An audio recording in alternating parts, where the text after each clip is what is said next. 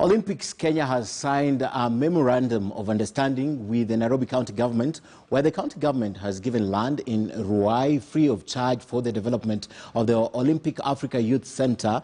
The MOU was signed by Olympics Kenya President Paul Tergat and the acting Nairobi County Governor Anne Kananu at the county offices.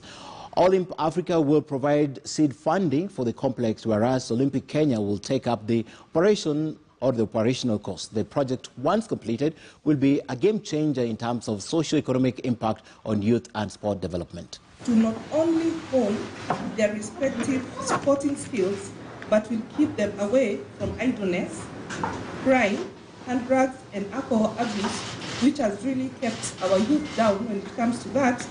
So I know with this sports center, it's going to take care of that. The only thing that I'm requesting through the governor's office and the government of Nairobi County is that we need a basic infrastructure within the place so that we can be able to move in, so that these facilities can be able to be utilized as soon as possible. So that's indeed a good move. Now, Ole Gunnar Solskjaer says his charges have a score to settle as Manchester United plays